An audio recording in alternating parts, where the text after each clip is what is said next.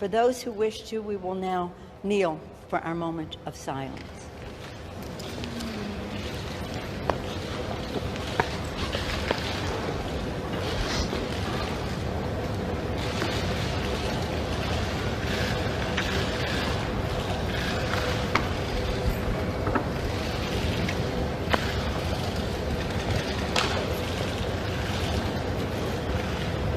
So what you just saw there was Nancy Pelosi, Jerry Nadler, and other congressional Democrats kneeling in honor of George Floyd earlier today while wearing Kente scarves. And this publicity stunt is being roasted all across the internet for two key reasons. The first reason is that the Democrats do these sorts of things, corporate Democrats do, whenever they want to look like they're trying to bring meaningful change without having to actually bring that meaningful change. So the Democrats are proposing tinkering policies around ending George Floyd-like situations from happening again, but they're absolutely unwilling to bring structural, fundamental changes. And so they're going to kneel and they're going to wear Kente. And the wearing of that Kente is seen as inappropriate and a form of cultural appropriation by many black people, by many African Americans. That cloth has a deep and rich history going back to Ghana, to the part of Africa that is now Ghana, that part of Western Africa. It is a very, very difficult cloth to make historically. It is associated with royalty in Ghana, and in the United States, it's seen as a form of cultural attire that is associated with black pride and pride within the African American community. It's not something that white people should generally wear. And a lot of black voices on Twitter, some that I'm associated with, that I'm friends with, like Ben Dixon and Andre Demise, but also voices that I don't really know personally, have been saying, look, this is inappropriate. You have people performing that they care about George Floyd and that they care about police injustice, and yet they're wearing our attire while they're functionally doing nothing to solve the problem. And I think that really gets to the heart of what's wrong here.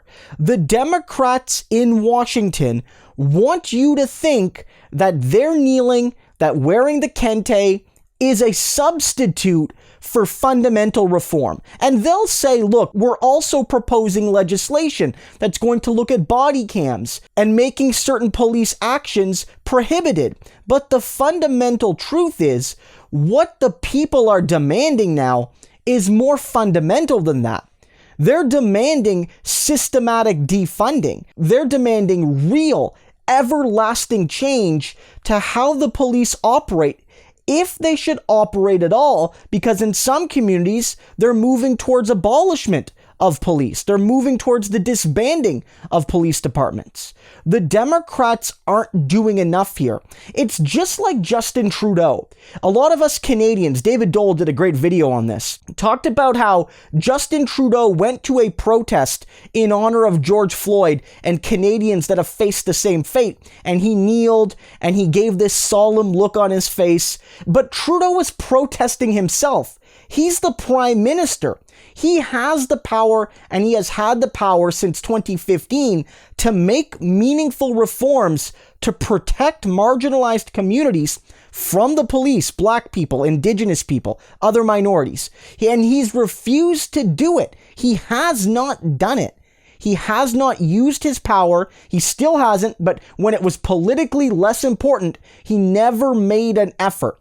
And so he'll kneel, he'll make it look like he cares, but it's all a dance. It's all a show. Because if he really did care, he would have already done it by now, and he wouldn't be protesting himself. He would be passing the legislation as soon as is possible. And there are parties in the Canadian legislature ready to work with him. Simple as that. And the Democrats, much the same can be said. I understand they don't control the Senate. The president is not their own. Donald Trump may be resistant to bigger reforms around policing.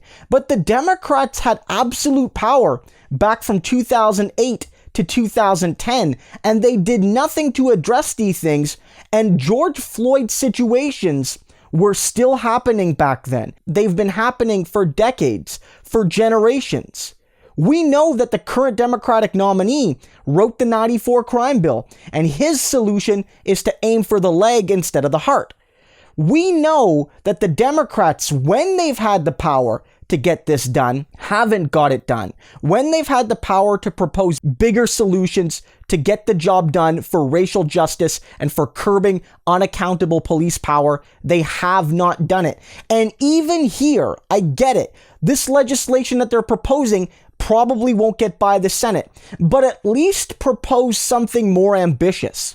You can't wear the kente and make the kneeling gesture for George Floyd, and then go in and promise tinkering, which will not stop. Again, it won't stop what happened to George Floyd from happening to another African American, to another black person, to another minority, or frankly, just to anybody who's unlucky enough to be on the other end of unjust police force. Simple as that. And so people are ripping this apart. None of this is to say that the Republicans are better. Of course, we know that. None of this is to say that there isn't some value in symbolic protest from regular people, but from the richest and most powerful Democratic congresspeople who have had power for decades, sometimes more than they do now, to actually change things, and they haven't. These types of protests, these types of demonstrations are absolutely worthless, and they're worthy to be mocked and derided by people of all backgrounds on social media.